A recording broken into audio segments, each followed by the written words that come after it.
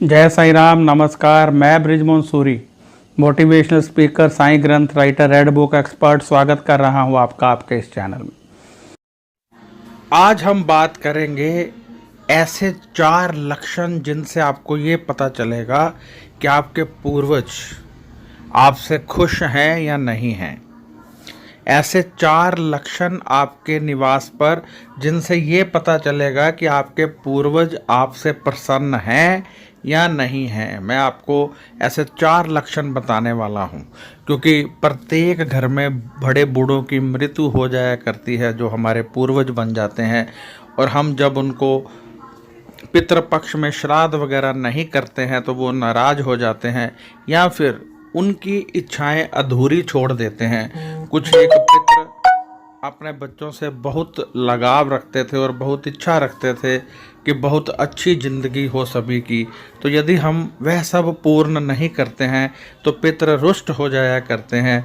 परंतु हमें कैसे पता चलेगा कि हमारे पितर हमसे प्रसन्न हैं या नहीं प्रसन्न हैं? ये सब हम आज आपको इस वीडियो में बताएंगे, जिससे आप लगन के साथ, श्रद्धा के साथ, प्रेम के साथ, विश्वास के साथ यदि सुनेंगे तो आपको पता चलेगा कि आपके पितर आपसे प्रसन्न हैं या नहीं हैं। तो आइए शुरू करते हैं। सबसे पहला लक्षण है कि यदि आपके घर में खुशियों में कमी आ जाती है तो आपके पितर आपसे खुश नहीं हैं। यानी घर में शादी है तो कोई रोगी हो जाता है, किसी की मृत्यु हो जाती है, कोई ना कोई अमंगल हो जाता है, तो समझ लीजिए आपके पितर आपसे प्रसन्न नहीं हैं। ये बिल्कुल क्लियर बात है। दूसरा है कि यदि आपके निवास पर आपके बच्चे, सभी के सभी बच्चे पढ़ाई से दिल चुराते हैं, तब भी समझ लीजिए आपके पितर आपसे खुश नहीं हैं। ये लक्षण भी यही बताता है। अब तीसरा जो लक्षण है वो मैं बताने जा रहा हूँ कि यदि आपने अपने निवास पर ब्राह्मण को बुलाया भोजन करने के लिए, और जब आपने ब्राह्मण को भोजन परोसा तो उनसे खाया नहीं गया, यानी ले तो लिया उन्होंने और परंतु खाया नहीं गया, और अंत में या तो जूठा छोड़ना पड़ा या फिर वो उन्होंने कहा कि ये मेरे को पैक कर दीजिए, मैं घर जाकर खा लूँगा, तब भी समझ लीजिए कि आपसे आपके पितर प्रसन्न नहीं हैं। ये 101% लक्षण है। सबसे अहम लक्षण यही है जिससे आपको पता चलेगा आपके पितर प्रसन्न नहीं हैं। पितर प्रसन्न होते क्यों नहीं हैं? पितर प्रसन्न इसलिए नहीं होते हैं कि जब कोई पिता, कोई दादा या कोई माँ अपने बच्चे से बहुत अधिक लगाव रखती है और इच्छा रखती है कि वो ऐसे कार्य करे, वो सच्चाई पर चले या कोई अच्छे कार्य करे, परंतु बच्चा वो नहीं कर पा रहा है, तब पितर रुष्ट हो जाते हैं। और जब हम समय समय पर पितरों के लिए दान पुण्य नहीं करते हैं, तब भी हमारे पितर हमसे रुष्ट हो जाया करते हैं। तो ये एक लक्षण है जिससे आपको ये पता चलेगा। अभी मैं आपको आगे चलकर ये भी बताऊंगा कि कौन से ऐसे लक्षण हैं जिनसे आपको ये पता चलेगा पितर खुश हैं।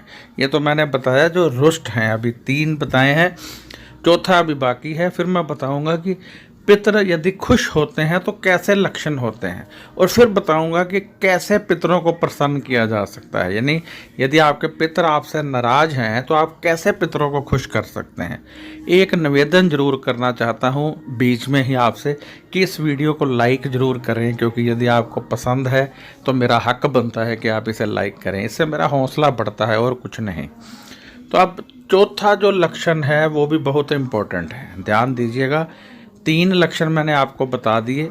उन 3 लक्षणों के आधार पर यही बात होती है कि पितर आपसे प्रसन्न नहीं है। चौथा लक्षण है कि यदि आपके निवास पर ज्योत नहीं जलती है, अगरबत्ती धूप नहीं जलती है, पूजा पाठ नहीं होता है, कोई भी नहीं करता है, परिवार का कोई सदस्य नहीं करता है, तब भी आपके पितर आपसे नाराज हैं, ऐसा मानना चाहिए। उपनिषद कहती है जिस घर में पाठ पूजा नहीं होता है वहाँ पर राक्षसों का वास होता है।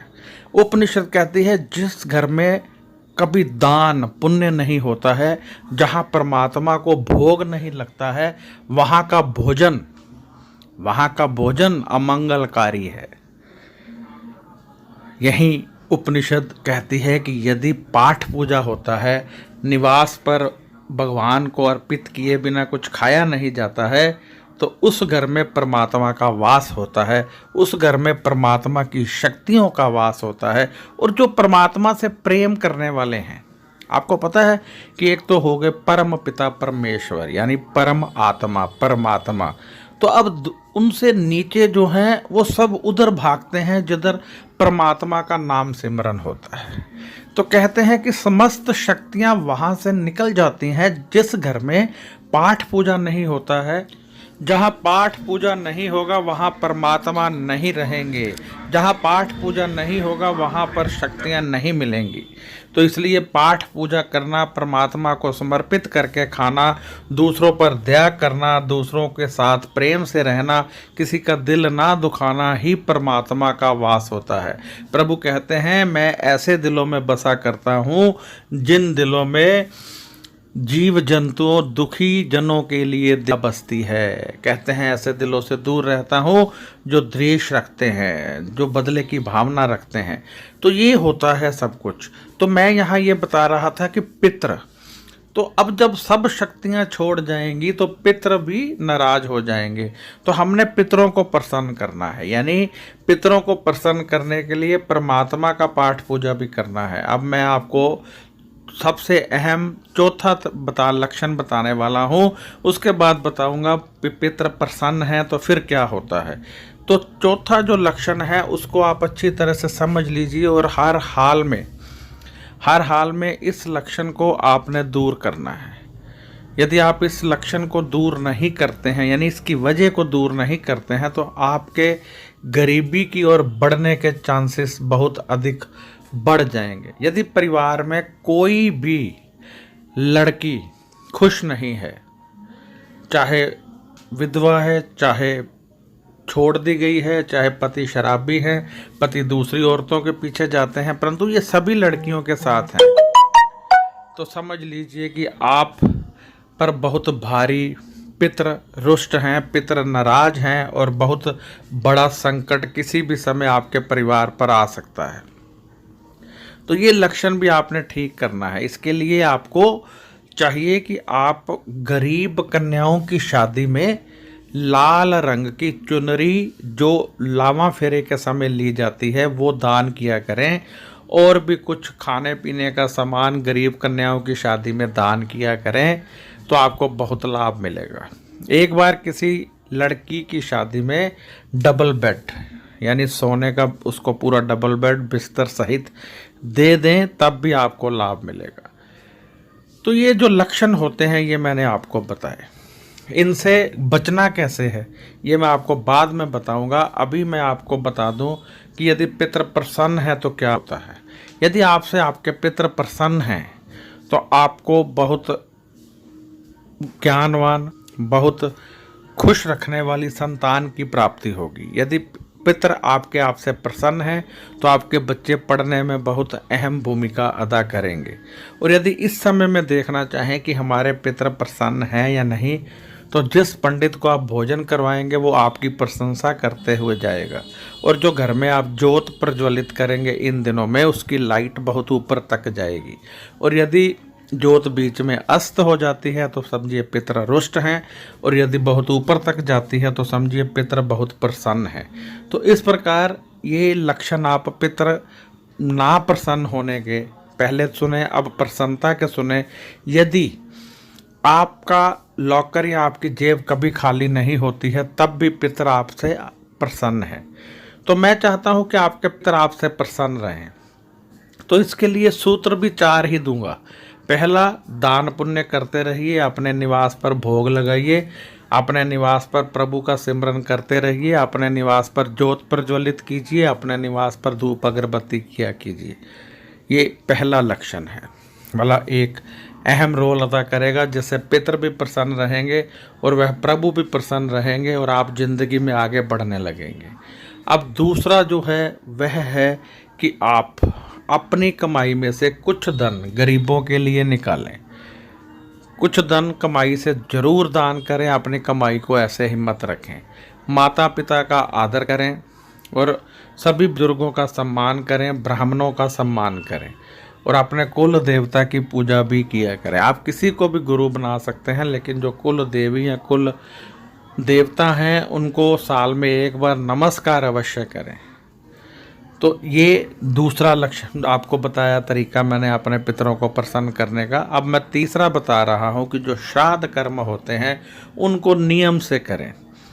श्राद्ध के दिनों में, जो कि अब दिन चल रहे हैं, इन दिनों में यदि आप दान पुण्य करते हैं, यदि आप अपने पितरों के नाम पर कुछ दान करते हैं, पितरों के नाम पर भोजन खिलाते हैं, पितरों के नाम पर यदि आप पाठ पूजा करते हैं, तो पितर बहुत प्रसन्न होते हैं। और यदि पितर प्रसन्न नहीं है तो प्रसन्न होना शुरू हो जाते हैं। जो कहते हैं हमारे औलाद नहीं है, यदि इन दिनों में लगन के साथ पितरों की सेवा करें, पितरों के नाम पर जाप करें, तो उनके आशीष से औलाद मिल जाती है। क्योंकि औलाद का सुख सीधे सीधे पितरों के साथ कहीं ना कहीं जुड़ जाता है। पितर नाराज हो जाएं तो आगे वंश नहीं बढ़ता है। तो अपने वंश को बढ़ाने के लिए पितरों को जरूर प्रसन्न करें, और पितरों को प्रसन्न करने के लिए जहाँ देवताओं को प्रसन्न करना पड़ेगा, वहीं जीव जंतुओं को भोजन देना पड़ेगा, गरीबों की सेवा करनी पड़ेगी। तो आपके पितर आपसे प्रसन्न हो जाएंगे और औलाद का आपको आशीष देंगे और आपकी झोली खाली नहीं रहेगी। तो ये लक्षण हो गया, और इसको दूर करने का साधन भी मैंने आपको बता दिया। यदि आप कुछ अच्छे ढंग से पाठ पूजा करें, दान पुण्य करें इन दिनों में, क्योंकि ये स्पेशल पितरों के दिन है, और कुछ ना कुछ जाप भी करें, और वो पाठ पूजा आप दाएं हाथ में जल लेकर एक संकल्प करें कि ये सारा पाठ पूजा दान पुण्य हमारे पितरों को लगे, तो आप देखेंगे कि आपको विशेष रूप से शक्तियों की प्राप्ति होगी, विशेष रूप से आशीष मिलेंगे, और आपके जो संकट थे वो टल जाएंगे, जो समस्याएं थी उनका निवारण हो जाएगा। तो आप ये सब कीजिए, इनसे आपको बहुत अधिक लाभ मिलने वाला है, ये मुझे पक्का विश्वास है। तो अब मैं यहाँ इजाज़त चाहूँगा, आपसे निवेदन करूँगा कि इस वीडियो को लाइक ज़रूर करें, और यदि आपको ये वीडियो पसंद आई है तो शेयर ज़रूर करें ताकि दूसरे लोग भी देख सकें। और यदि आप जन्मपत्री दिखाना चाहते हैं देखना कि आप पर कोई पितृदोष तो नहीं है, तो व्हाट्सएप कीजिए, कृपया फ़ोन मत कीजिए, फ़ोन यहाँ नहीं उठाया जाता है। हाँ, हम जन्मपत्री बहुत अच्छे ढंग से देखते हैं, उसमें से योग ढूंढते हैं, योग की फिर लंबी कैलकुलेशन भी करते हैं। यदि योग नहीं है तो सिंपल उपाय बता दिए जाएंगे, योग है तो फिर उस हिसाब से आपको समझाया जाएगा कि योग आप कैसे एक्टिवेट करें ताकि आप बहुत ज़िंदगी में आगे बढ़ सकें। तो यदि आप जन्मपत्री दिखाना चाहते हैं तब भी व्हाट्सएप करें, यदि आपका कोई सवाल है तब भी व्हाट्सएप करें, और यदि चैनल अच्छा लगा है तो सब्सक्राइब करें। नमस्कार, खुश रहिए और अपना ध्यान रखिए।